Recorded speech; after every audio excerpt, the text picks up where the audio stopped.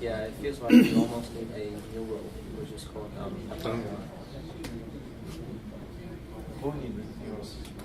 our team. We have to let it happen. Cool. Good to go.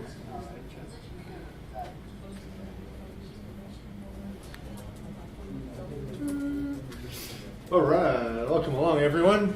My name's Nick. If you haven't met me before, so who here's new? Haven't been to one of these before? 2 of you. Nice. Everyone else has. That's pretty awesome, actually. Usually we get about half. So it's good to have some repeat customers. But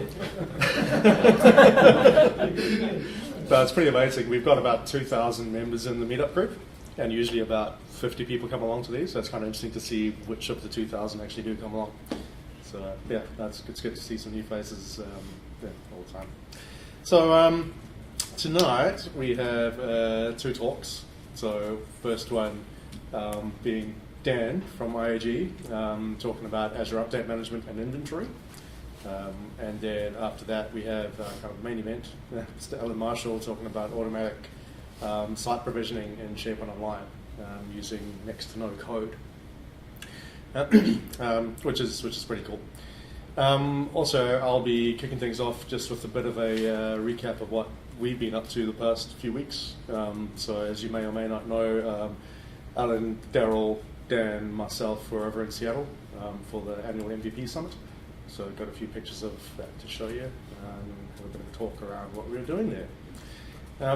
So if you are here for the first time, you guys, if you need to go to the toilet at all during the night, you have to use one of those cards that are hanging on the doors. So Alan's holding one up now. We're going to go now. Is there anyone? All right. There's only one, so you have to fight over it. So the toilets are back past the lifts where you came up, and then to the right and down the hallway. You can get out there okay, but to get back in here, you have to have a card. So if you don't have a card, you'll be stuck in the hallway or stuck in the toilets. And then someone will find you tomorrow. Okay. Great place to be. Yeah, so make sure you get one. There's also a couple of events that we're going to be talking about tonight. So hands up who's heard of the Global Azure Bootcamp? 1, 2, a few of you. Cool.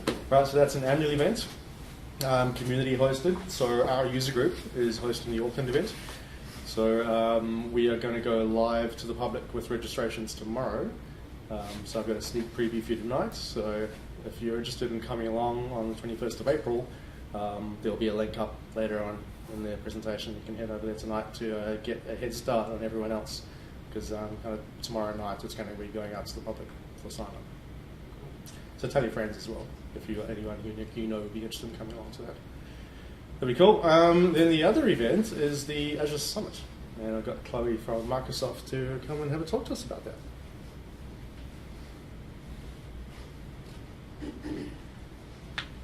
Hey guys, so I'm Chloe, I work in the marketing team at Microsoft.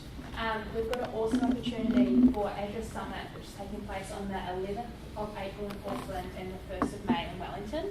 I don't know how many of you guys went to Ignite or the conference last year, so that's not happening this year. But this is kind of, it's a free event, first of all, so everyone can go free of charge, and it's essentially a similar timetable but a lot smaller. So what we've done is broken it into 2 sessions. We've got the morning session, which is keynotes. So in Auckland, we've got Genesis Energy and BNZ speaking about their digital transformation and how Azure has helped them. And in the afternoon, we've got breakout tracks. So in the breakout tracks is a data, infrastructure, and applications one. And across that, we have got key speakers from region, corp, and local as well.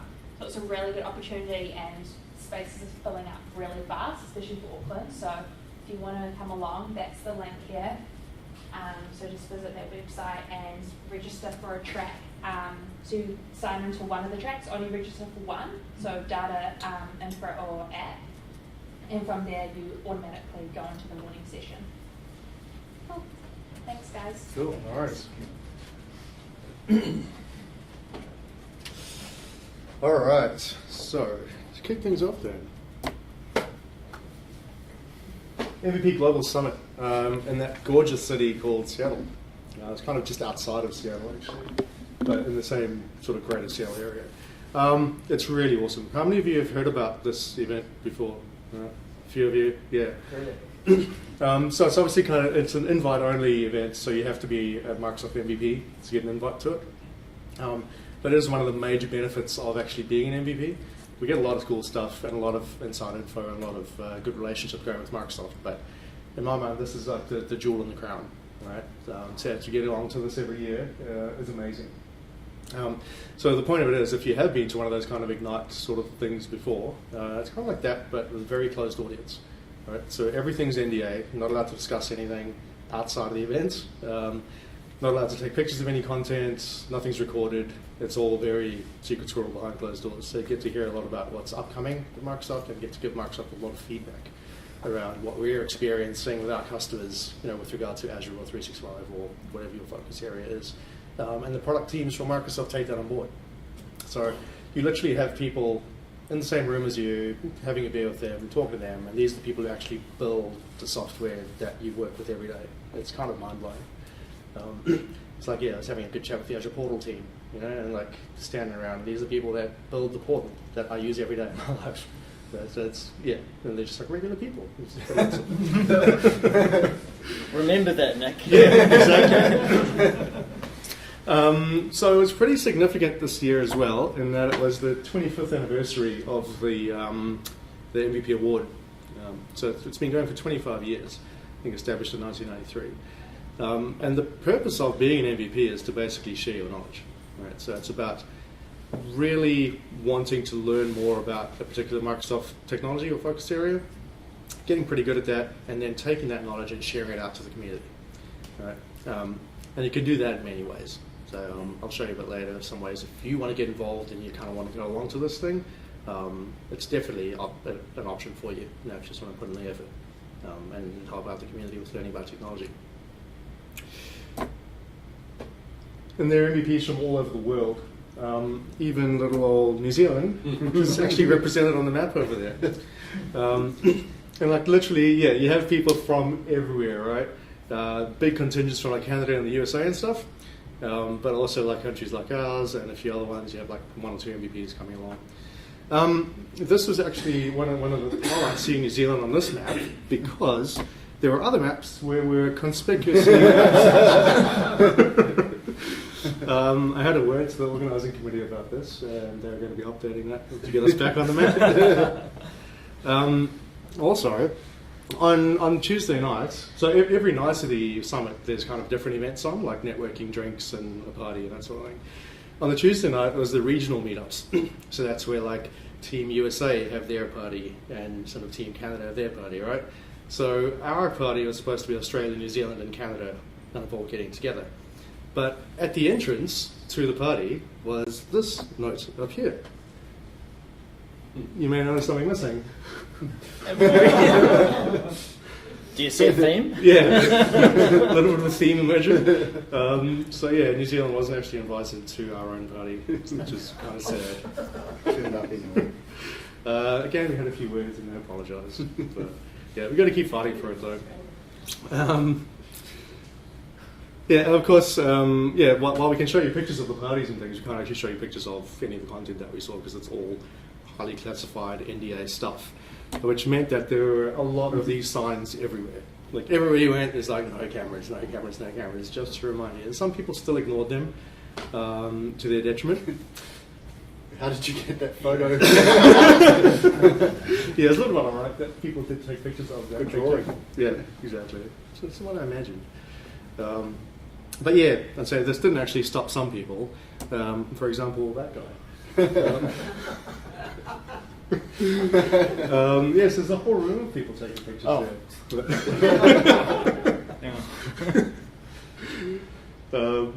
So Daryl was obviously over there and was pretty busy actually. You got your side gig, Re365, right? And you spent a lot of time doing stuff. Well, that photo was a post-summit event, so we did a workshop for a few hours and we were looking at user adoption for Office 365. So it's a room full of people that we wanted to capture the moment as a selfie as well. I got around talking to some people, played around with a 360-degree camera, and I'm still working through the footage in post-production. Wow. It's taken a while. Yeah, it's cool though. A couple other things Daryl got up to. He did a few interviews, on camera, and baked some cookies. It was an MVP cookie bake-off. And so Washington has something to legalise, which we don't have legalised here in New Zealand. Those were not in the cookies. I just wanted to make sure that that was not my winning ingredient. Or at least lull the judges into liking them, right? Alan Marshall and myself also hung out a bit. So we got these sweet MVP caps. You could kind of choose the design and they spray painted it on the cap for you. So that was us at the party event thing.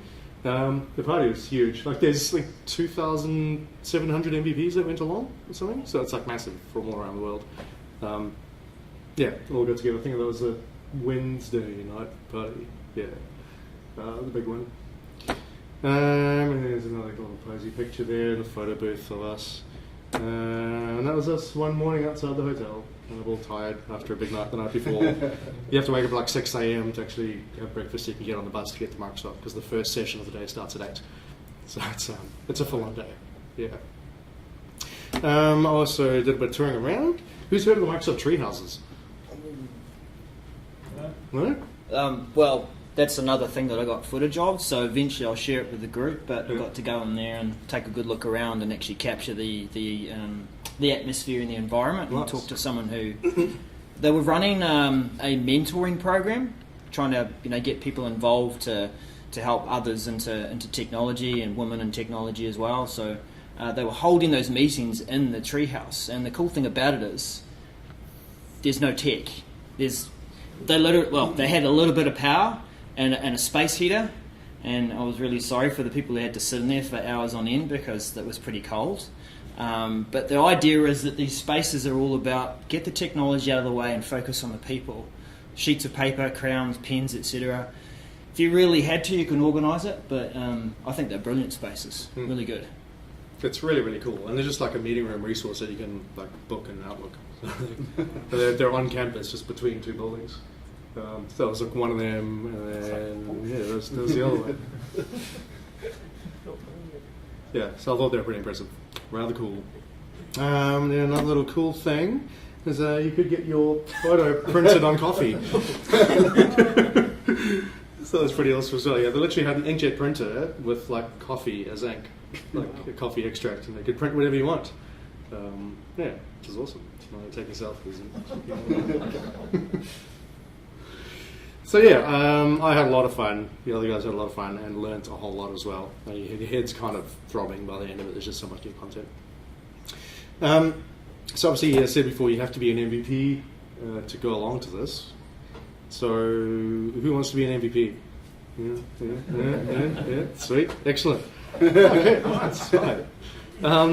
So really, if you want to be an MVP, you kind of only have to do one thing really, and that is share. All right. So sharing your knowledge, sharing your time, kind of sharing your experiences. Yeah. So it's about giving back. So a lot of us spend a lot of time developing our careers and learning a whole bunch of stuff that we use at the office. But for a lot of people, that's kind of the extent it goes to. All right. So being an MVP is a reward Microsoft gives us for taking the extra step and giving back to the community and the stuff that we have learned.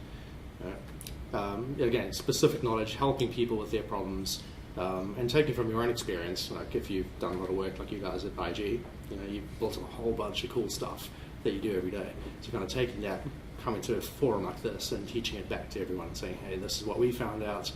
You should use it in this way. Here's some of our experiences." And there's many ways that you can go about doing that, right? Oh, can I plug one in there? Yeah.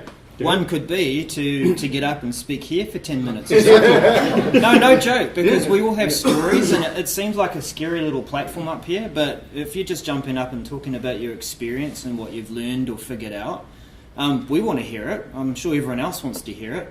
And if you want to go talk to Rory, he probably wants to hear it too at the boot camp, maybe? Yeah, totally. Yeah? So, yeah. Exactly. I mean, it gets a bit boring with us doing this thing every month, So we always need to get some of you guys up here, even if it's a 10-minute thing that you want to share with us. That's awesome. So one way, WordPress sort of thing. If you want to run a blog, that's one way of sharing. You can share over Twitter. You can run meetups like this. You can contribute to open source through GitHub. You can host Stack Overflow and answer people's questions on there. You can run a podcast or do in-person presentations. Now, there's many, many different ways of sharing, and all of them are recognized. Right? So if you're interested in getting that access to Microsoft, you love the technology, you like teaching people how to use it properly and sharing, you pretty much most of the way along to being an MVP, and you can get to come to Summit with us. That's a pretty cool experience. You pay for your flights? My company paid for the flights as kind of a perk. Obviously, the company you work for gets usually a lot of benefit from you being an MVP. For like marketing collateral, and if you're talking to customers automatically know that you know what you're talking about, sort of thing, because you've got that title. So because of that, it's usually a bit of an incentive that they pay for flights. But while you're over there, Microsoft pretty much pays for everything else.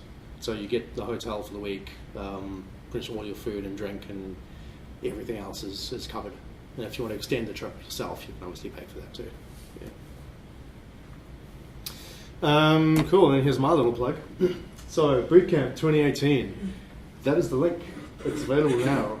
So if you go to aka.ms/Azure Bootcamp Auckland 18, that'll take you to the registration page.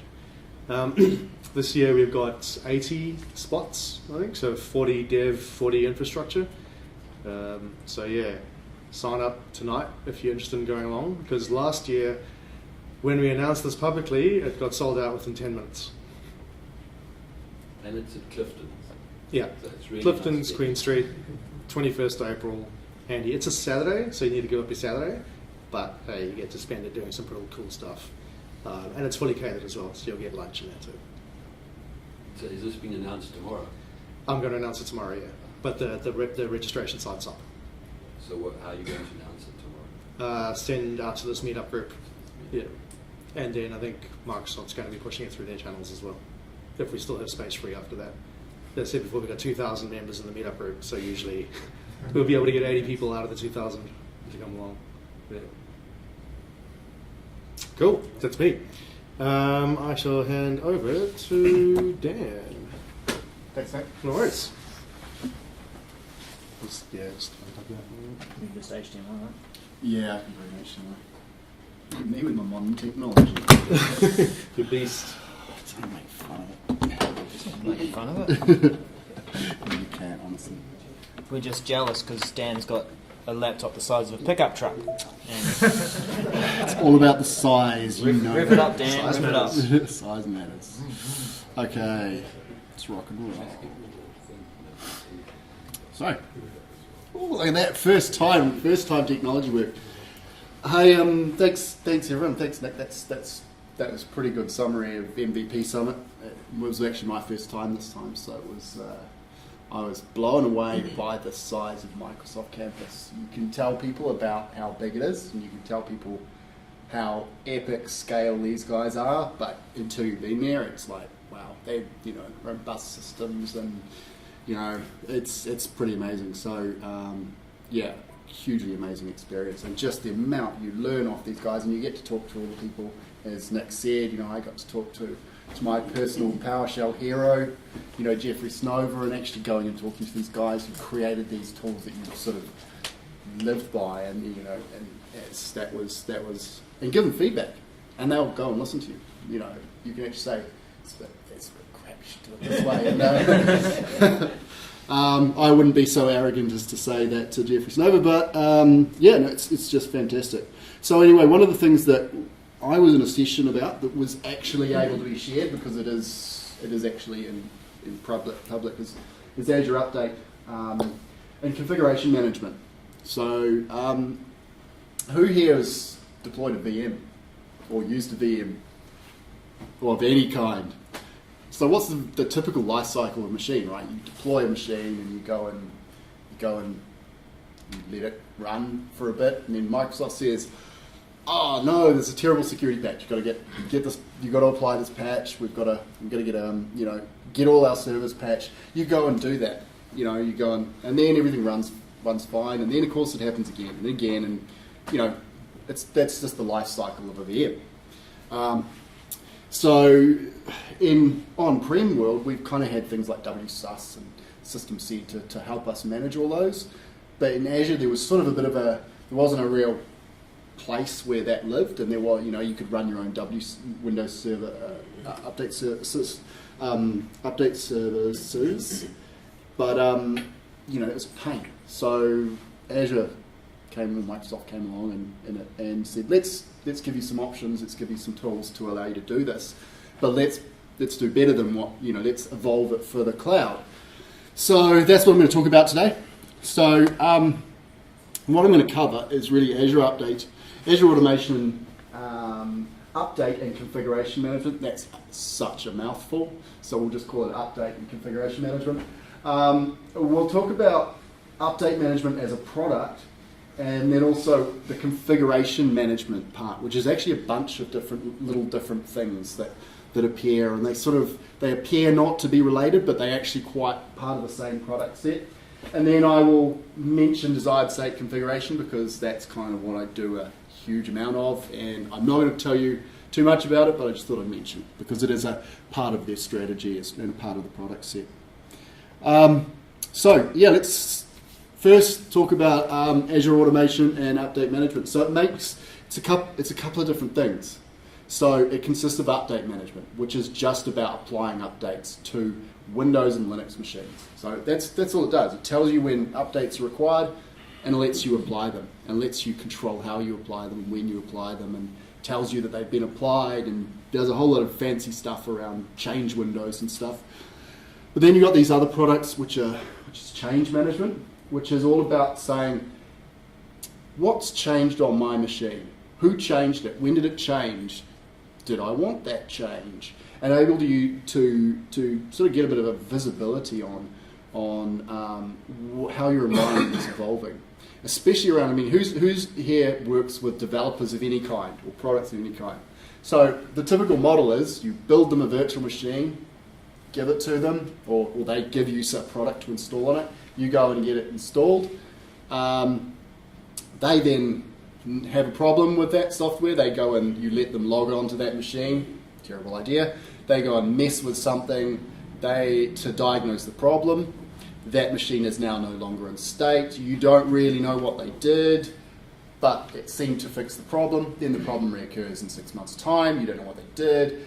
There's all these problems involved that change management can help you track. So you can track files that have changed. You can track registry items, and you can set up sort of parts of the machine you want to monitor, and you want to know if someone's changed them. So that's where this change management, which consists of change tracking and inventory. So we'll do a bit of demo on both of these. But first, I'm going to tell you what you need to have any of these things. So if you want to have nice things like this, you need two things. You need an Azure Automation account. So that's just a service. If you've never come across this, it's a service in Azure. You can just provision one. For our use cases, it actually doesn't cost us anything because we're not actually going to run any automation on it. We're using it for these other features that you get with it that Microsoft says you can have for free. Then you need a log analytics workspace. You probably have maybe come across this. It's often called OMS, and I think that name is slowly moving away from that name, but it's a product that allows you to bring logs in from different systems and work with them. And Azure can run queries on them and examine them, keep an eye on them. And this is the product that basically looks at the output of your virtual machines and decides when updates are necessary. And it looks at those changes being reported out of those machines and decides that you've changed something that needs to be reported. So those two things, you just need to get those two things deployed. Both of them are potentially free. If you've got log analytics, there is a free tier, costs you nothing. I think it's like, how much, does anyone remember, Nick, off the top of your head, how many gigs a day you can ingest for free? It's something like 5 gigs. 5 gigs, yeah. Something. It's something pretty high. So if you're using this for update management, even if you were updating, say, 500 VMs, you had 500 VMs through this thing, you're not going to use up your 5 gigs a day. So it's pretty cost effective there. So how does it work? I got this pretty picture of Microsoft. You can tell, kind of. And basically, you have a virtual machine. You want to set up updates on it. You onboard it. And what that means is it goes on, installs this thing called the MMA Windows Agent. Or MMA agent for Linux, because as I said, it does Linux. And this agent, all it really does is reports the status of the machine. That's whether it needs updates, what's changed. It reports that back to this log analytics workspace. And it does this on a regular schedule, and I can talk to you about that schedule a bit later on. It does that, and basically then this Azure automation, so that's this process here, feeding information. It's actually saying I'm feeding information back into Azure automation by way of the log analytics. And then these update management stuff up here, which is the Azure automation, that basically you say, I want some updates to install. I see you've got 50 of them. I want you to install them. It then orchestrates that process behind the scenes using the Azure runbooks and other things behind the scenes to install those updates. It's pretty much that simple. So I'm actually going to demo that. So before we demo, I've got one more slide, and that's basically applying updates. One of the things you need to be able to do once it tells you you've got some updates is apply them. You can set up schedules to do this. In fact, the only way is to set up schedules. You can't just click an update and say, go apply. You've got to say, I want to apply all the security updates to this group of machines. And that group could be one machine or two machines. But you've got to select the VMs you want to apply updates to and just set that schedule and it'll run. So the schedule could be right now, it could be in 5 minutes, it could be repeatedly every day on every Tuesday at 9 p.m. You can also specify it by update classification. So you might want to install high security patches at 9 p.m. every night, regardless, because they're high, they're important security patches. But your sort of lower value KBs and stuff, you might want to schedule those to do on a monthly basis at 10 o'clock on a Sunday. You can set up those schedules however you like. You can do them reoccurring, so as I said, and you can exclude certain KBs. So there's, if you've got a patch you don't want to apply, you can exclude that from ever being applied through this process. And you also have this really cool thing, which is the maintenance window. So you can say, I only have an hour when our customers are not using this system. I've got an hour schedule to get these patches in. But I don't know if this is going to take 2 hours, it's going to take 4 hours. You could set a maintenance window that says, right, I'll just give you an hour. Apply whatever patches you can in an hour. And after that time is up, I think it actually gives you an hour minus 10 minutes. Stop applying patches and wait for the next window. So this gives you this pretty much a known fixed amount of time that you can guarantee your patches are done with. And if it can't do those patches in that time, it'll wait and roll to the next patch cycle. So that's quite a cool little thing. So anyway, let's get into the demo. So, right, I'll give you a bit more zooming in. So here we go. This is the Azure portal. Anyone seen this before? I'm assuming. Hey, it's there. I'm sure there's people who haven't. What we've got is I've created a resource script. I've created a bunch of VMs in there. Just created some Linux VMs, or one Linux VM, some normal VMs, Windows VMs, I should say, and an automation account. I've actually got a log analytics account that fits in a different resource group. I can show you that. Trust me, it's there. And when we onboard these VMs, we can do them one at a time, which means we can go and click on a VM. This particular VM, I think VM1 here, has not been onboarded into the update management system. If I click on the VM, nothing happens. Little dots appear, and I get all these. This shows me my VM, and it is running. And we can go down here and see our update management. Now, this is where all our cool stuff is. Inventory change tracking, as I said, they're all in there. I can click update management. And if I've never onboarded this, it brings me up with this nice little thing here where it's going to say, hey, where's your log analytics workspace? And it pre-selects it for me because I've got one. And where's your automation account? And I then go and click enable, and it goes and does that. It takes a few minutes because what it goes and does is it actually puts that MMA agent into your VM. The other way to do it is actually that would be a pain. If you had to do 500 of these, pain, don't do it. The easier way is to go direct to your automation account over here, which is the way we're going to do it. And we'll, is everyone able to see this, by the way? Because my eyes are terrible and I can't, so you have to tell me if I'm clicking on the wrong thing. We have update management here. So, and this is grouped slightly differently. So if you it's not the same order of the things that you would see in a VM. Plus you get this DSC, awesome DSC stuff here. So the update management stuff, I'll go on about some of this information here first, but what we'll do is we're going to add an Azure VM. And this allows us to do them in bulk. So we can select all VMs we'd want to onboard. So I'm going to do this one here. This doesn't actually tell you which ones you have onboarded.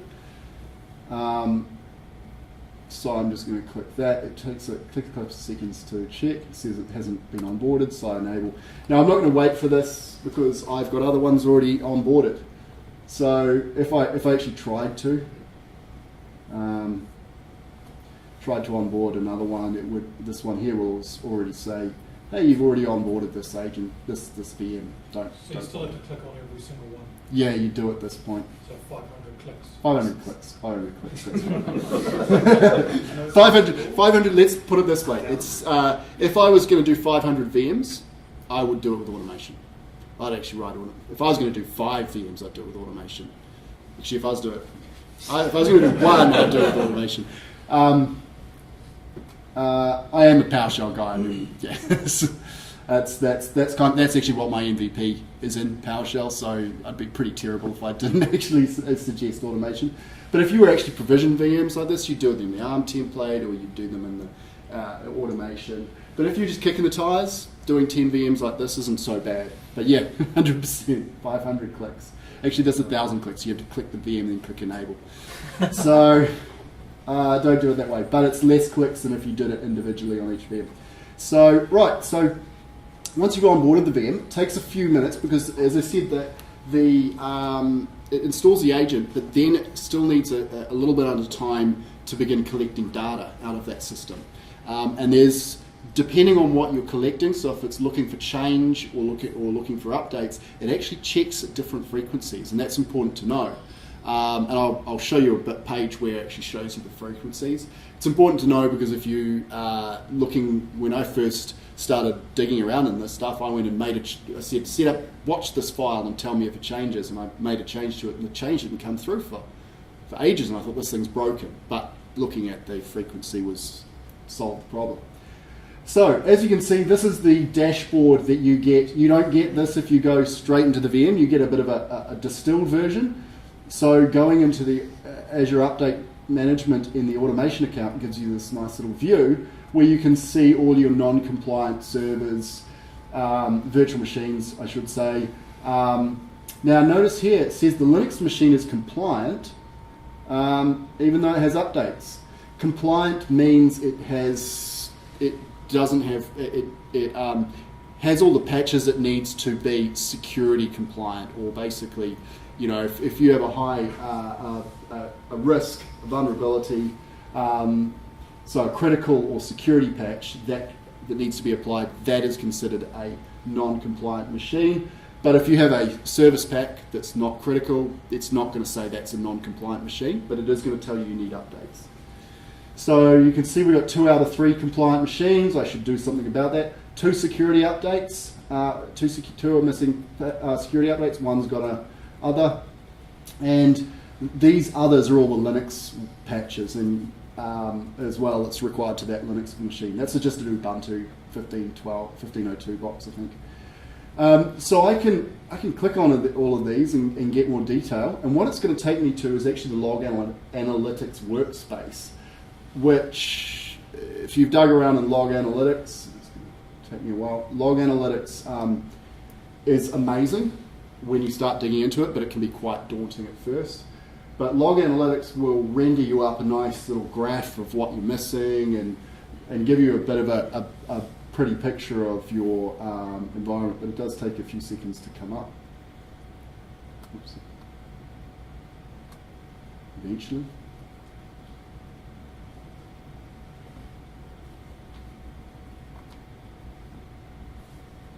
So, and it will give you this, it actually generates this query which represents your what's actually happening in the background. So if you actually wanted to customize the query that says, tell me all the updates that mention the word Spectre, you could actually customize that query and it would tell you all machines that were missing one of the Spectre patches. So it gives me this nice little table, and I can export that to Excel and send that around to Teams. I can do a whole lot of stuff in there, but we won't go into detail into that because that's a definitely tale for another time. So now I need to patch these things. So this is where things get fun. What I've got to do is I've actually got to create a scheduled update deployment, and that could, when I say scheduled, it could be scheduled for doing it right now. Or later. I've actually done one before. If you have a look at my scheduled updates, I wanted to update all tools on Windows VMs. It was a one-time occurrence, and I can actually see all history of that.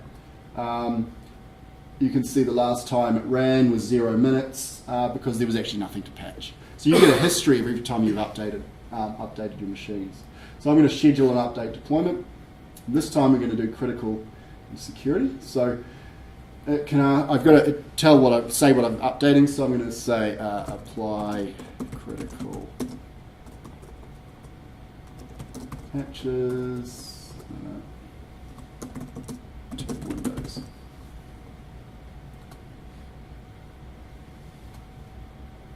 And I can create custom searches on which machines to apply, but I'm just going to pick the machines. So it gives me the options on which 2 machines, and I'm going to select those 2 machines. So I could have done, as I said, you can query it for other things. Because I said critical, I'm going to exclude all these. And I can also say I want to exclude KBs, specific updates. And now I'm going to schedule it. So what I'm going to do is I'm going to schedule it once. And what's the time now? Anyone see? 6:07. 6:07. 6:08. 6:08 New Zealand time. Okay, it's 5 minutes after. So 6:10.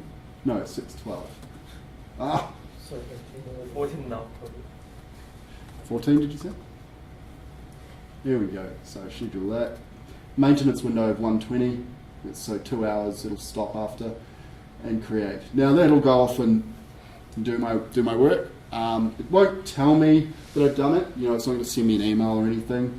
But I could trigger off. I could use Event Grid and all sorts of stuff to actually bind events and kick off and raise tickets in my ServiceNow system. All sorts of stuff you could do. So that'll go off and do that job and pretty much completed. And that's pretty much update management. I mean, there's not too much more fancy to it. It's not that complicated. It doesn't have all the features of WSUS. So if you're looking for a feature complete version of WSUS where you can create machine groups and do all sorts of really fancy stuff like that, it's probably not going to suit you, but it's a more modern tool. So that's update management. Any questions on that? I mean, I know it's probably, hopefully it's fairly... The non-Azure, is that on-prem? So, yes, I forgot to mention, I do have another slide actually on that. So I'll flip back to my slides. That is a really good question. So it does actually allow you to use this on non-Azure machines. So that means you could patch AWS VMs. You could patch on-prem machines. So you can actually pretty much patch anything in the world using this. Even if you were patching non-Windows machines, the only thing I can't remember, but I think you pay per VM if you're patching an on-prem, but I could be wrong. I actually might be wrong there. I've got some notes, but I can check on that one. There's let me get back to you about whether it's free or not. I think it is actually free for everything. I think it's maybe the change tracking that's not free if you're doing on-prem machines. So yeah, Windows and Linux, pretty much anything you can hook up. So going back to that, yeah, you can go. But if you click on this add non-Windows machines, it actually tells you how to do it. It doesn't automatically do it, and the doing it is actually installing the MMA agent and configuring it to point to Azure, to your Azure automation surface. So clicking this little button takes you off to a website, a Microsoft Docs website. So yeah, that's pretty much anything. Any other questions on that? Otherwise, I'll move. So Yeah. will that VM get reboot afterwards if it requires reboot? It will. It will. So if you need it to, it's going to basically, it says this is a change window.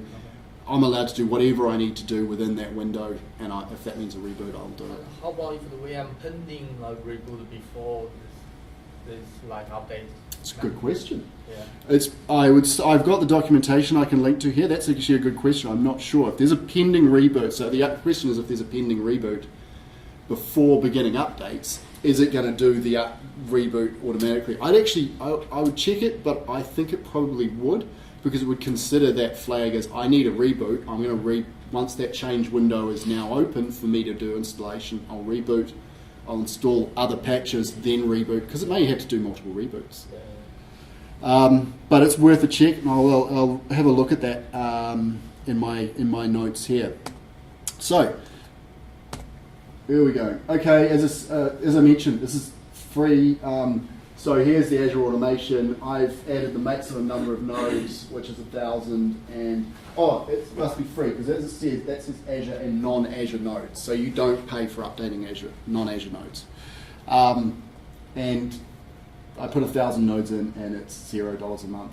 Now this 500 minutes of process automation, that's for the automation process, which is not what we're using here. That's for Azure automation itself. Okay, so how are we doing for time? I'll rush through this last bit. So configuration management. Anyone heard of this? Come across this term before? Probably. Something cool. So configuration management is just really as I said, governance systems, engineering process for ensuring consistency among physical and logical assets in an operational environment. That essentially means it tries to apply governance to prevent developers breaking stuff. We all know that doesn't happen. I'm pointing at you guys. I am a developer, by the way. But I know we can be pretty bad. So configuration management sort of allows you to, a whole lot of technologies that try and prevent those things from happening.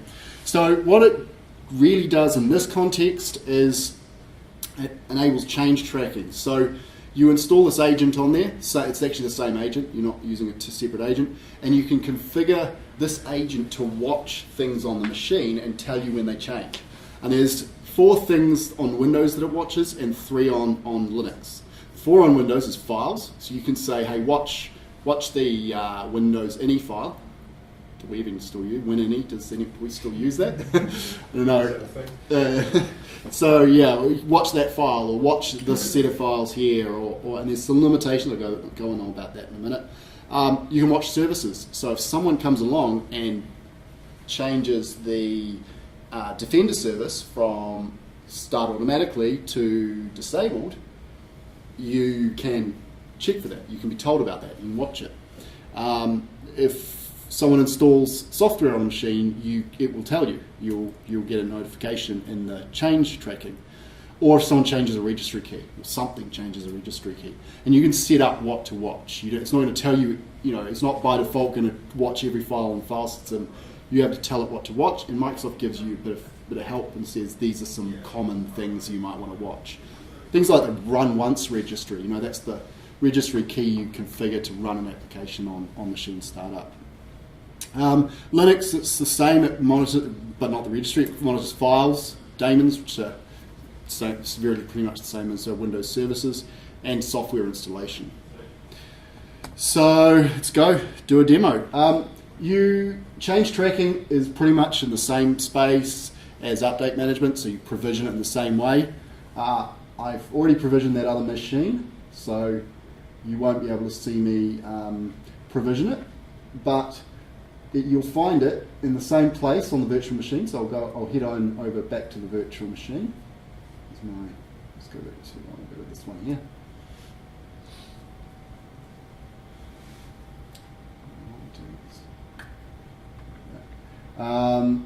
We can see change tracking down here, and inventory is pretty much part of this, and I'll show you what the difference is there. So we can click on change tracking on the individual machine and see what's changed on that, but the great surface is really what we get in the automation side of it. So we get over to this.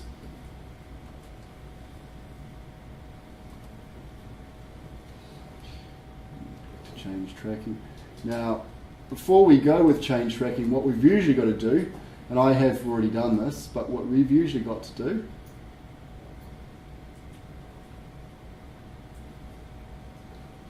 is configure it to tell it what to watch. Otherwise, it's not going to know what to watch. So you do that by clicking Edit Settings. Now you can see actually this is I've been running this for a little while, a few days, and you can see changes have happened over time. This is a little while ago. So, but if I go to Edit Settings, what it allows me to do is say what do I want to watch. I can specify Windows registry keys to watch. These are defined by Microsoft. We don't have to define all these, and I can go and enable them by just clicking it and say enable true, and say that I could create my own ones if I wanted to. I just click add Windows files, and clearly I have seen there is no default ones. I added my own here, which is track the win-any, because I wanted a file I could change without breaking stuff. And I knew that didn't change. And Linux files here. Linux is actually configured to, by default, to watch all .conf files, and that's pretty cool for Linux. That's the standard place Linux stores. So stores config. So etc conf. Services you don't get to choose what to track. It just tracks them, and software is the same. So once you've configured all that stuff, it just starts taking effect, and it gives you this nice little graph. It tells you what's changed, when things have changed. Now this is still a little bit immature. You can't click these things and drill in. You have to do things like limit it and change what's, specify the date time. I think if I change to the last 7 days, you can see I was messing around with this on the weekend, and I changed some services and I installed some software. And you can actually get a whole event log and see everything that's happened to all those services, and you can filter them down. But you can actually take all this and you can sort of jump out and go and actually show this in log analytics if you want to, and basically build up your own report off all of this information. But I won't go, for the interest in time, I won't go into actually writing your own custom reports and all this information. So that's the change tracking. The inventory is basically a part of that. It says this is everything that is currently installed. This is everything that's... Come on, that. So it gives me a bit of a more... an easier to view detail about what has changed in my environment. So if I go and look at what software has been installed, I can see this is a bunch of Linux stuff here that's been installed recently. And it's actually paged, so I can go left and right, but I can limit that down and specify what I want to see. And then, because it's all part of log analytics, you can actually write queries, and then you can use things like Event Grid and other technologies on top of that to build alerts. So if someone goes and installs something that you don't want them to install, or they install something on a protected virtual machine, you can go and set up notifications to automatically notify you on that. So it's kind of cool. It's very early stuff. I think they can do a lot of other cool stuff on this, and I think there's probably more stuff coming, because you can tell the UI is quite early, but it's got a lot of opportunity to start moving in this direction of saying let's control our environments a bit more, and let's and then of course that brings me into DSC, which I'm not going to. I wanted to talk a little bit about, but in the interest of time, just a quick list of limitations on change tracking.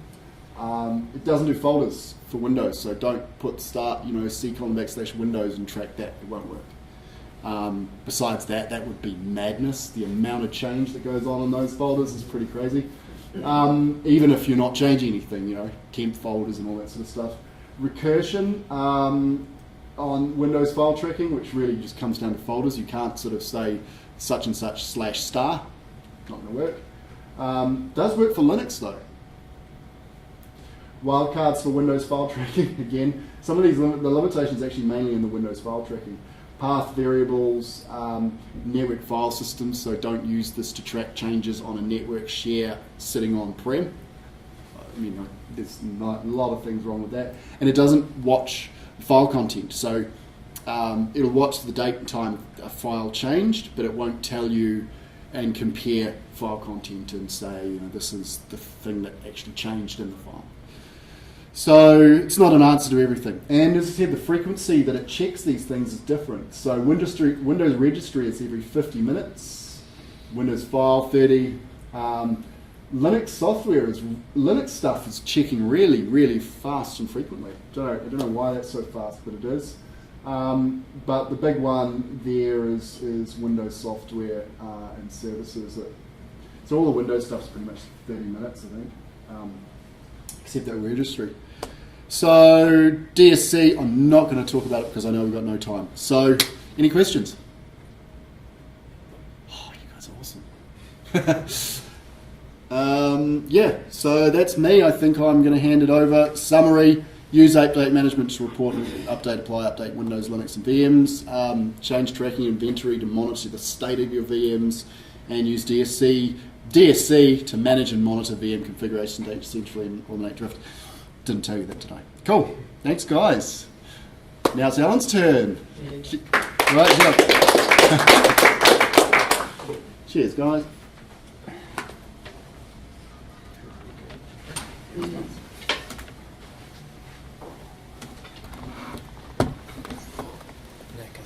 Ran away with your dongle. Nick. Yeah, guys. You got a dongle? You got a dongle. Yeah, I know. You sure, boys. Oh, I do. I do. I stole it. Where did it go? There it is. I'll have to name it. A dongle. Dongle. Daryl's dongle. Don't snicker. Hey Nick, Yo. did you see the thing about Server 2019? Yeah, just got announced. So, on the news today, Windows Server 2019 has been announced. Coming out in preview shortly. And it includes a thing called Project Honolulu, Yeah. which is, Nick probably heard all about it. I can't Can't say say anything. Anyway, it's apparently a browser-based way of administrating Windows. Yeah.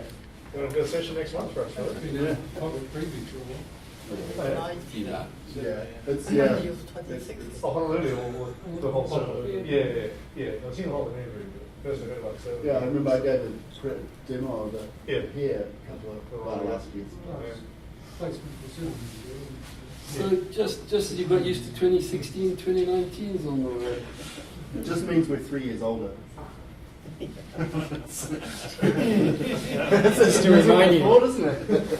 Wait till you get full creators update for servers or something crazy like that. That'd be. Ooh. This doesn't show hands. Who would be interested in a session on Server 2019? Yeah, decent amount. See if we can hook something up. Someone. Yeah. Yeah, Dan, let's go. Well, I'm going to install it either way. I want to play it. Yeah.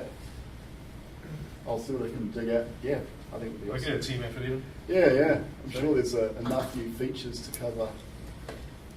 Lots of I'll stuff. cover on lots of containers. sessions. Right. Yeah. Should we get on? Yes. So we're going to talk about site designs in SharePoint Online.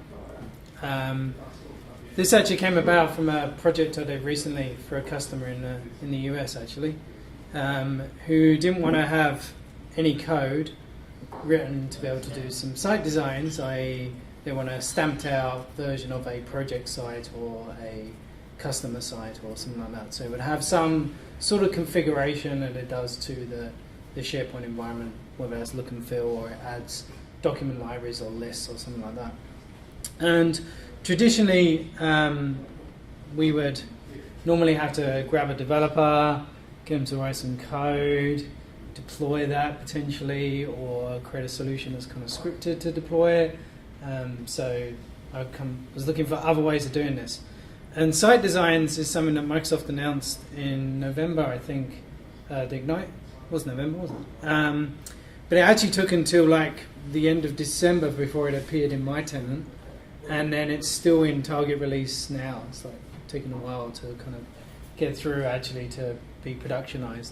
I have no idea when it's going to be productionized, and that's not because it's NDA, because they didn't actually tell me.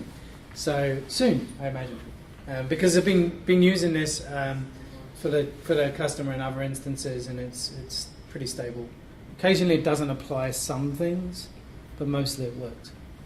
So I'm just going to take you through kind of what I put together and how it works, and also some stuff I did with Flow to kind of extend this capability, which is where the kind of no-code bit comes in. But most of this you can pick up pretty easily online. So we're going to talk a bit about what this new kind of site template feature is, go through what a site design and a script looks like, and then I'll show you the bits that I did with Flow and Microsoft Graph, and then just some of the limitations and things that I found along the way. So, old school templates. So you could actually go into a SharePoint site and save it as a template in SharePoint, except you can't do that anymore. So the modern sites don't let you kind of do this process. It doesn't really work.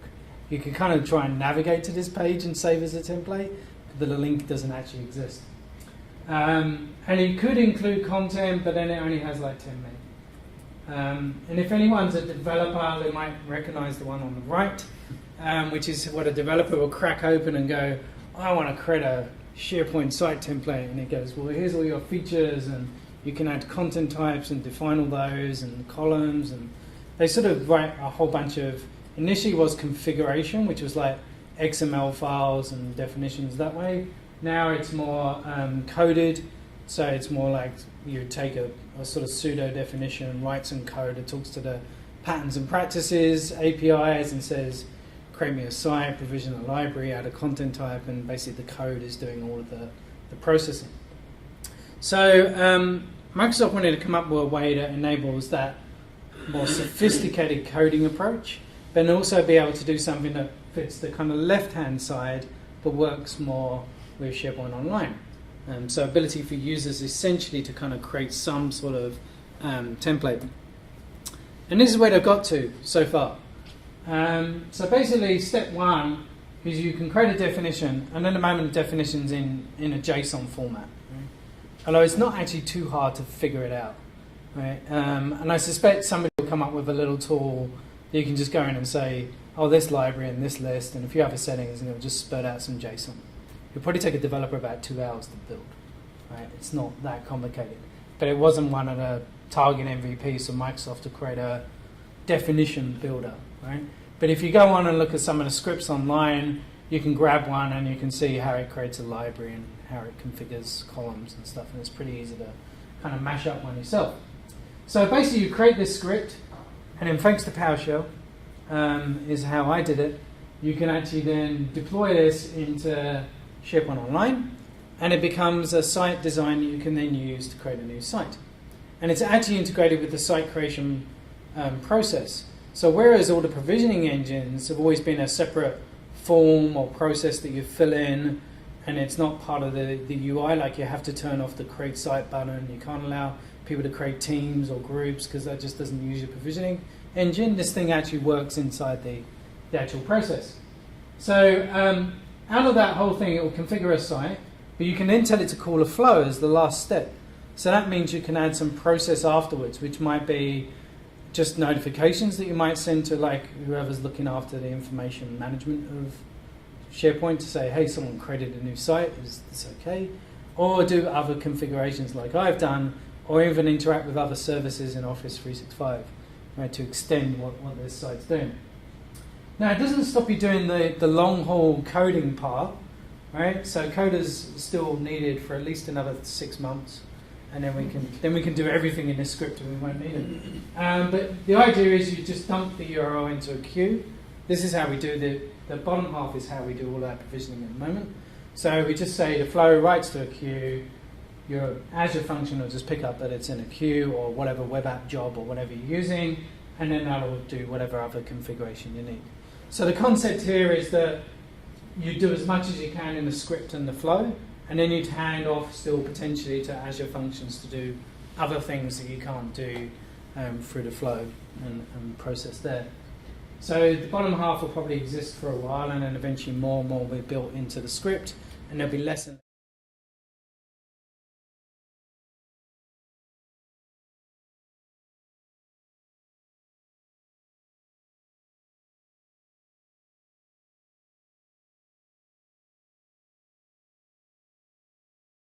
very well. You can create a new custom list. So let's be clear, I tried to create a project task list, and I tried to create a calendar event list, and it doesn't let you do it. You can only create a custom list, right? And a document library. So it's only those two types. You can add and remove content types, but not your own. So I can create a custom list and add the out-of-the-box task content type to it, but I can't take one that I put in the content type hub and tell it to add one of those because it's not yet deployed. Right? So it's kind of sort of there. Right? I can apply a theme. So if you've already got a theme set up, I'm not going to go into themes, but you can pick the theme. Set the site logo if you wanted to, and you can add things into the left-hand navigation. So you can, if you've created a document library, you can then add the link in the left-hand navigation to navigate to that document library. And the last thing is you can trigger a flow, and you can also do it with custom parameters, which is discovered later on. So I can say the thing the person just created was a project type site in terms of the way we classify it, and therefore in my flow I can say, oh, it's a project type thing. I'm going to do some other different settings to what I might do, and therefore I have one flow for everything rather than a separate flow for each type of site. So it gives me some options that I can pass in to the actual flow itself. Alan, if you're adding navigation, if it's something that you've created as part of the template, Yeah. does that come in as security trimmed, or is it the classic static link? No, it's classic kind of like just added. But in a modern site, you can't security trim it really anyway, because it's just a link that you add. Like if you're in document library settings or list settings and you go add to navigation, that's security trimmed. I have to check. I'm sure in modern it doesn't matter, it just kind of adds it. Yeah. But you can do relative or like full URLs to an endpoint. So kind of breaking this script down a bit.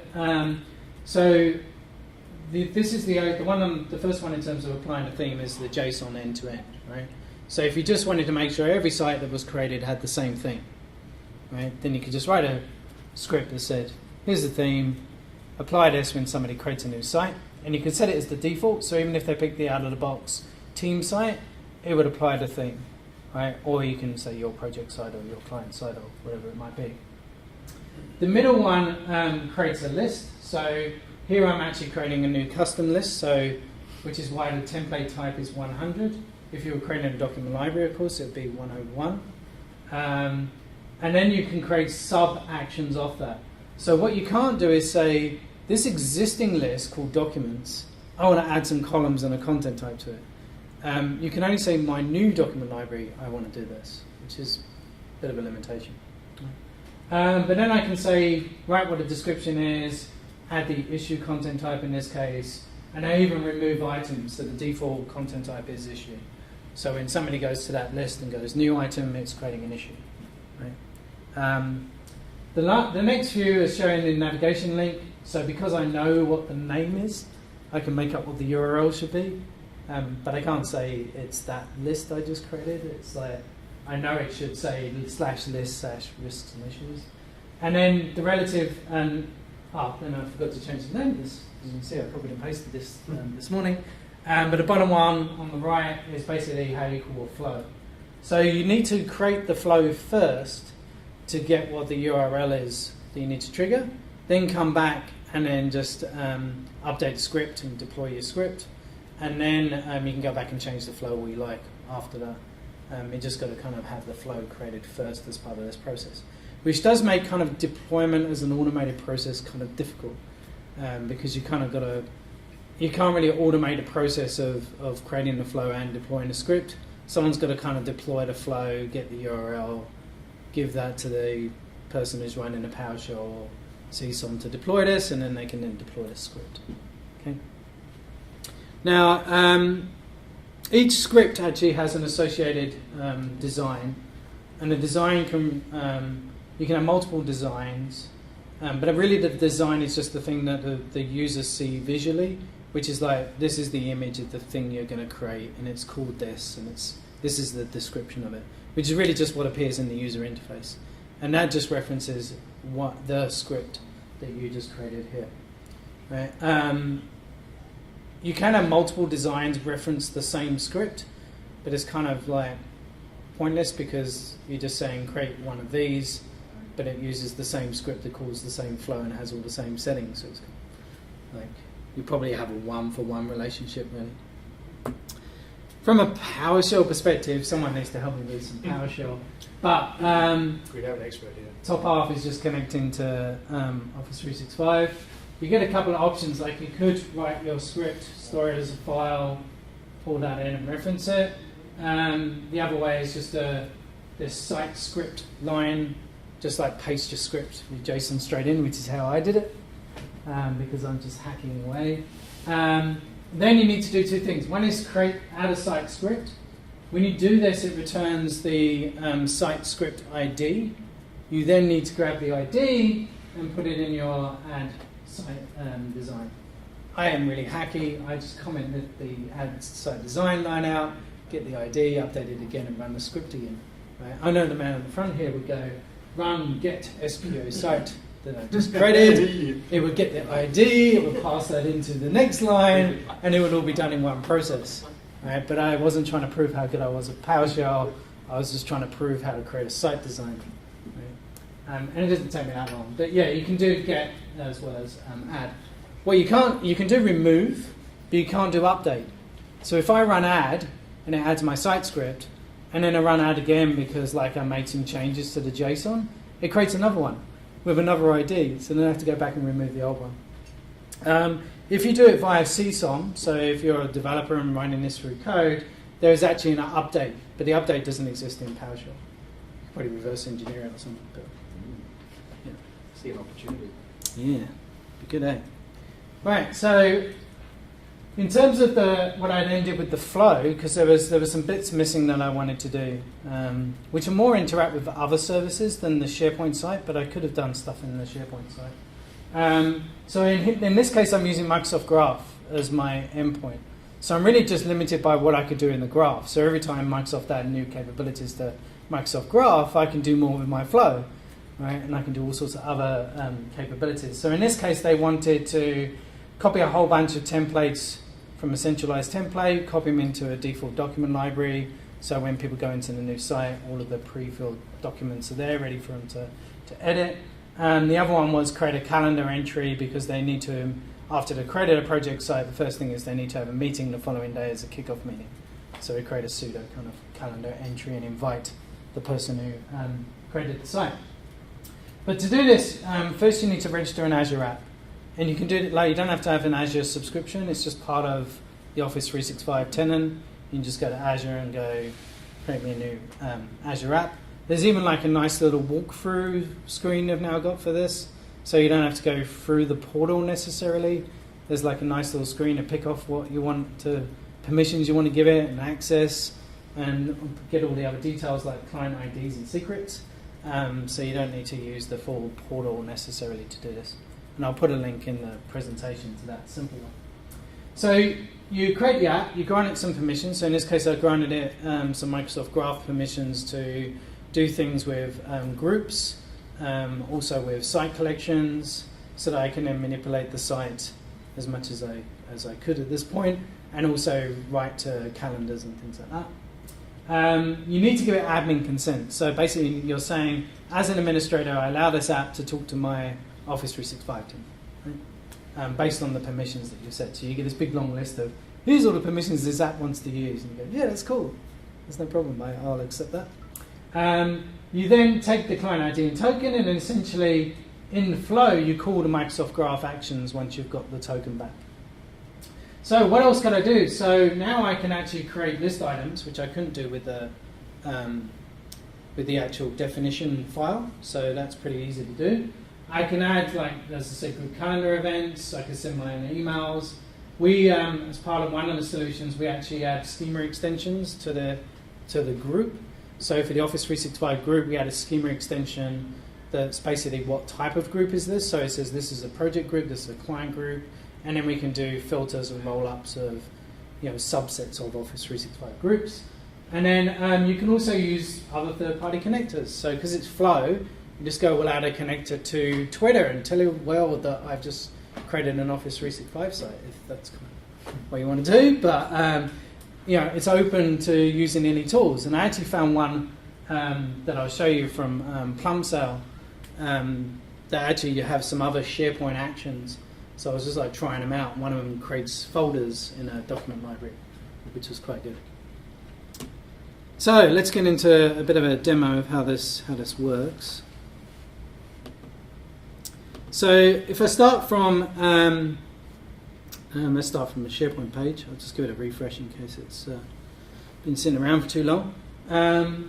So what we used to do in the past is if a user went to here and we were using a provisioning process, we'd have to override this nice create site button here and change it to like go to another form or another page or something to then run through our provisioning process.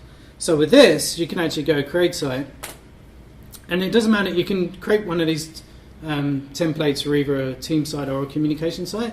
You just say what the base site is that the script applies to. So in here, you'd normally just see team site. There wouldn't be any other choice, right? So as it goes, the client I was working with when I was messing around with this, and my default little project site. And this is where the site design bit comes in, because I can like say what the image is that it shows and what's the text that it shows underneath in terms of the type of site. As you see, I didn't bother changing the title or anything. I just copied and pasted this. And then you just give it a name as normal. So project user group, because that's going to be unique. Yes, very fine. Well done. And then all the same settings, like whether it's public, private, etc. And then you can go through, set up additional owners. If you've got other Office 365 group settings like classifications, or you require 2 owners, all of that still applies to this. And then eventually you click finish and go to your site. Now, I wanted to do that quickly because I'm hoping, as if by magic, and it probably won't. No, yes. So, getting a few things done, right? So this is telling me what it's applying and what it's doing. And I've noticed this sometimes it says, hey, I'm almost % complete, but I couldn't apply the theme. And then you refresh the site and it says, oh, I applied the theme. Hey, I just forgot to update the UI to tell you that I'd actually done it. So even though it says it's triggering the flow, it's actually triggered the flow. Right? It's not saying that it's still running or triggering the flow. Now, if I sat on that, so now I'm not going to get. Oh, I can close it, but I'd have to like refresh it to see any changes. You'll see down the left-hand side there'll be more document libraries. So you can see I've got risks and issues and customer shared stuff, and it's now blue. Right? So if you sit on that first screen and you're setting owners and members, and you're kind of taking a long time, and then you click finish sometime later, you might never see that right-hand side pop up, because it's kind of, I think it's like it's already done, so it never bothers showing you that it's doing anything. You get to the site and it's already configured. It was a kind of weird thing because I just sat there and left it because I was doing something else and come back and went, oh, I better just click finish there, and then it didn't pop up and I thought, oh, what's wrong? And then realised, oh, it's finished. Now in the meantime, this has been running a flow, so let me just jump into my flow. It should have opened earlier because it takes a while. Or not at all. Or just block it. That's always a good idea.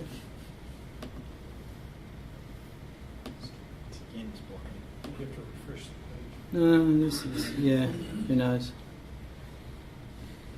Huh, no, just open it twice. So this was a good idea.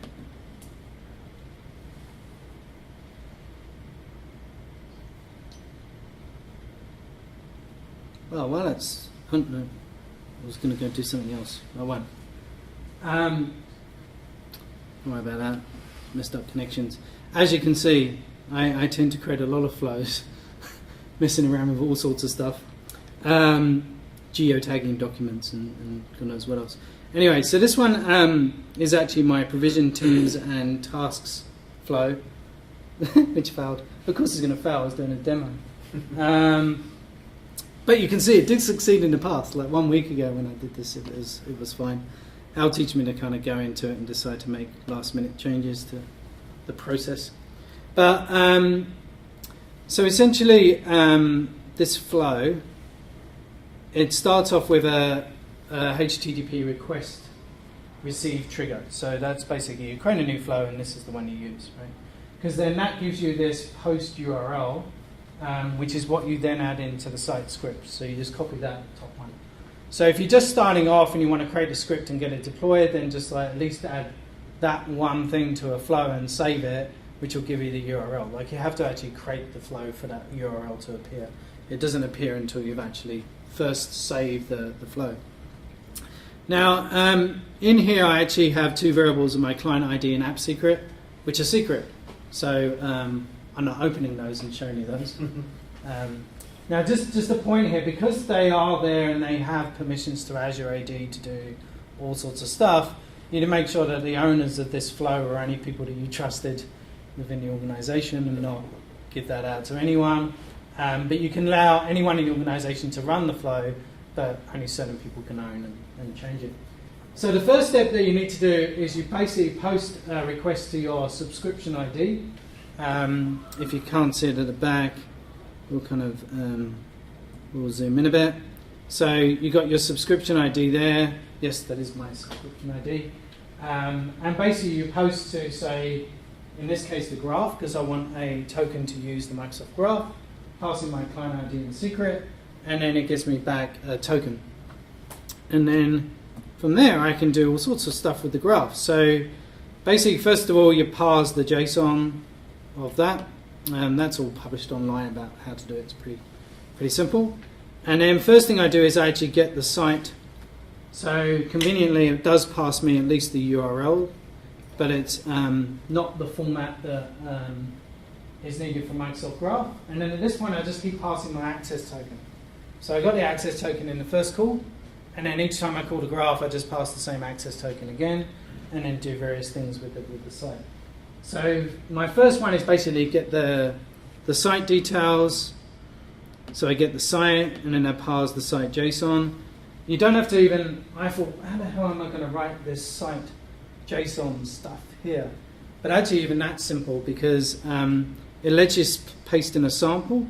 So if you go to, there's this Graph Explorer thing that you can use to actually test out Microsoft Graph calls.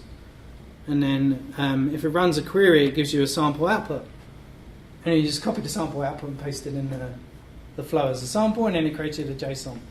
So I didn't even have to grab a developer for that. I was quite happy with that. Not having to talk to them and just do it all by myself. So you paste that in there, and then because I've got that URL, that then means I can actually grab other stuff. So in this case, I'm actually using, this is the little plum cell functions, and I create a couple of folders just as an example of, hey, I can create folders in a SharePoint library. I then get the group, so actually get the Office 365 group, where it's actually the same as the display name of the SharePoint site, because the two should be the same when you created it. And then last of all, which is why I added this delay that still didn't help me, is that actually because I should have put it before the group call.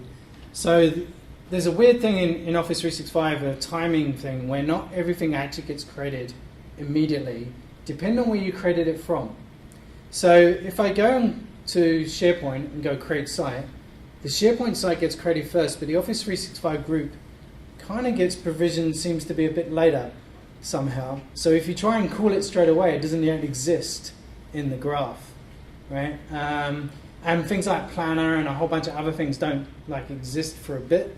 So you have to put these delays in. And there's some other weird ones, like if you can, in just generally in Flow, you can say create a flow on an item in a document library and add an entry to planner. You can create a task in planner, but the task doesn't actually exist if you try and query it. So you have to put a delay for 30 seconds and then query it. There's a bunch of scenarios where you need delays. And in this case, because when I query a group, I get back lots of groups. Potentially, there should only be one anyway, which is why I've got a loop. And this is where I just create an event in the group to say, hey, you need to have a kickoff meeting, and I'm going to make it one day from today that you created this SharePoint site. Right? But then there's nothing stopping me adding, any other steps that I want in here, whether it's more graph calls or calls out to other services in Office 365. But they're all relying on, because this is running with admin consent, I can only do things that an admin can do through the APIs. So it means I can't do anything that requires end user consent. So where an end user needs to be part of this process. So they actually go into an app and go, yes, I'd like you to create me one of these. Because there's no user interaction piece to this. It's all back-end admin stuff. But you can sort of imagine how far you could go with this configuration. You could keep going and adding all sorts of different services and setup for your SharePoint site without having to crack open Visual Studio. So that would normally run. And then usually I debug it because if I've made changes, like obviously I did like a short while ago and didn't test it, you can actually resubmit the flow. So it's quite good because you can actually go in, see where you screwed up when you actually set the thing up, and it'll actually tell you what the failure message was. I need to reauthorize it. That'll be why. So it failed when I was trying to get the token. It's obviously run out in terms of time. But then it will actually give you all the details, so it will tell you on each of these what came into the flow, what all the values were that were passed in. So it's quite easy to debug it, and then you can just edit the flow, fix your problem, resubmit it. And then it will just, you don't have to then create the SharePoint site again, you just resubmit and it will finish the configuration with your flow. So that's a kind of end to end. Any questions on how that kind of works before I get to what doesn't work so well? Everyone get that? It's reasonably simple. The other thing from a deployment perspective is you can actually export flows. So if you are doing this in dev and you want to export the whole configuration you've tested, then just export it, import it into prod, and then just re-hook up the flow call, and maybe any other. You need to change obviously the client IDs and secrets and things, but they're just variables in this case. So it's quite easy to move around between different environments. So back to the old present. Don't worry, not many slides, which should be good. We'll be on time for once. So, and this is my last slide of some limitations. So at the moment I can only add out-of-the-box content types. For me, really, what I wanted to do is apply a bit more information architecture and sort of, apply some standard set of columns and things. So I would actually need to create a SharePoint app. So the same way I call the Microsoft Graph, I could create a SharePoint app and get a token for the SharePoint app, and then that gives me the ability to do anything that I could do through the normal SharePoint API. But then you start getting into a bit more tricky REST calls and JSON. So not as neat as the graph. I'd rather just do it all through the graph and wait for the graph to be updated with calls to be able to create folders and create content types and things like that, than to mess around and start doing SharePoint stuff.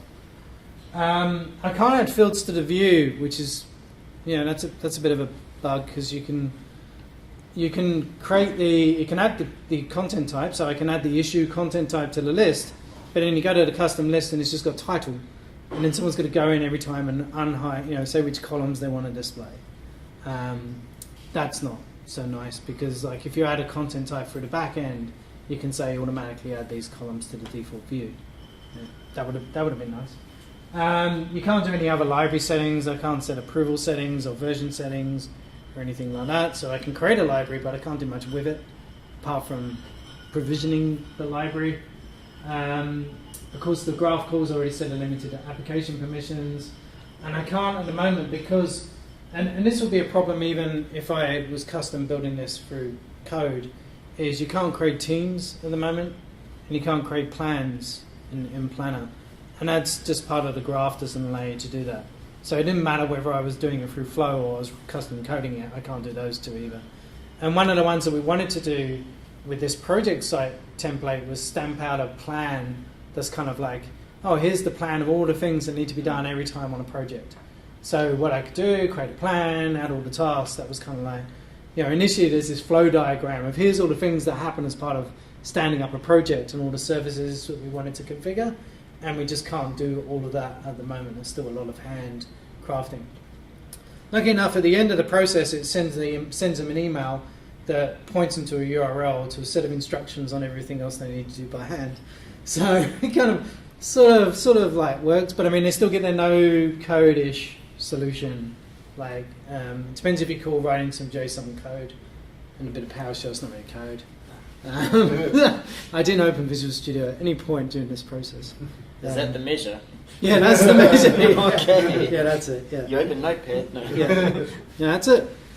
So hopefully that's kind of like sharing my little project that I've been doing, and I'm going to keep an eye on this and see where how new things develop and start adding other things into my flow that I don't have to write any code for. It'd be cool. Are you going to share the process apart from the recording online? Is there anything you can leave with the group to repeat it?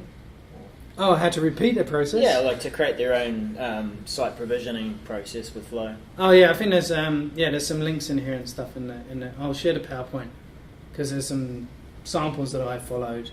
Like there's one to do with the graph, and there's one to do with the flow out of site designs. So you kind of pull those two together and be able to create the same thing. I could export my flow, but then it includes all my keys and everything else, so I'm not giving you that. And the scripts are pretty common anyway, like there's loads of scripts. Yeah.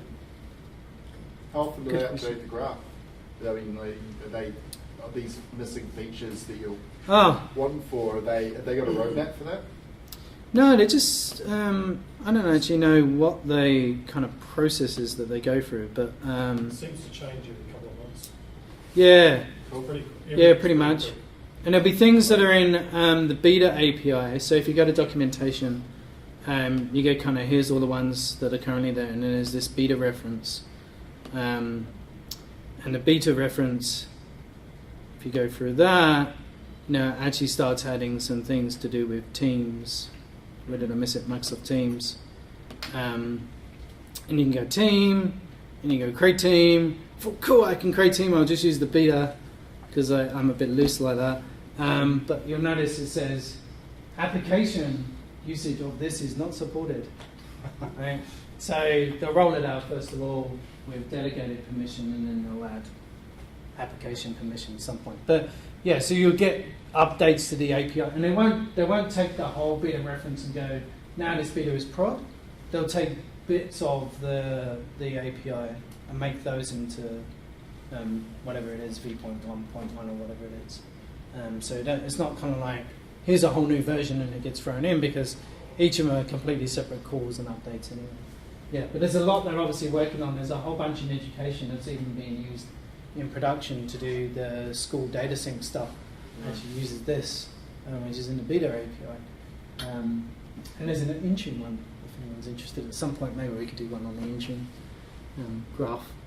Maybe once you create a project site, it can register your device and you're allowed to use it. But, some scenario around that.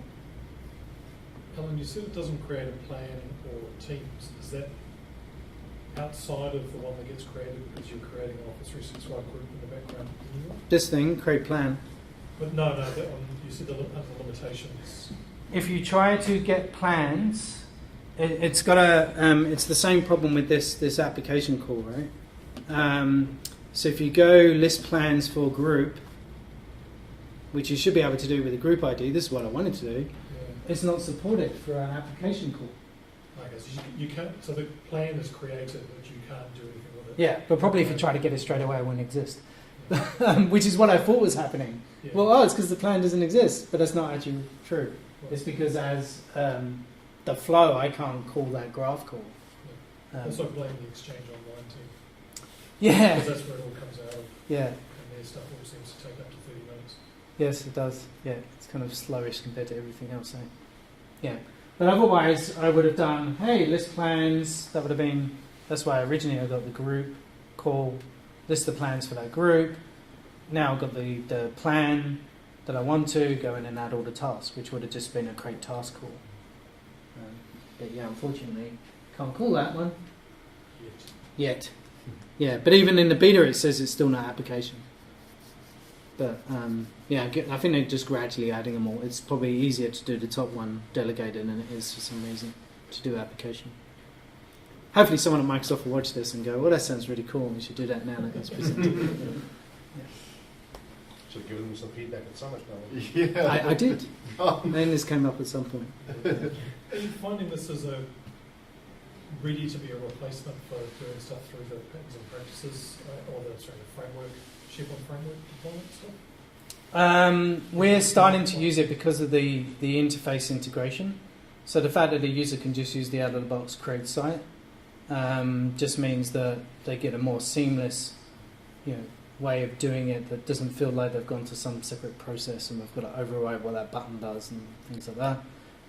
But we're not doing that much inside the script, apart from applying the theme, that most basic one. And then everything else just dumps into a queue, provisioning engine does everything else. But that's because we've got a provisioning engine that's been doing that in the past, right? So we've got to gradually transition out of that provisioning engine into more of a scripted flow type process.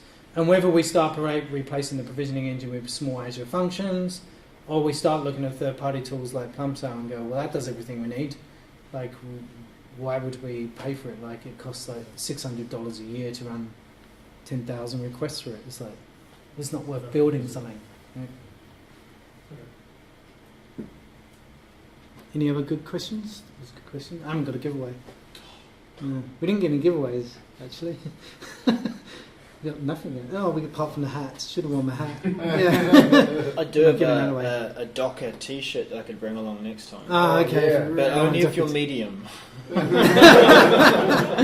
And is that which medium is that? Is that US medium? We got these. It's US medium. Yeah, we got these rather nice. Actually, my wife's wearing it. It's a bowling sort of jacket, jumper college thing. jacket. And I got a medium one, and it's like hanging off the end of my fingers here, and it sort of wraps almost right around the front of me. I'm like, well, I'll get a small, or even a smaller than a small I would have needed. But anyway. Yeah, and that's it. Thank you very much.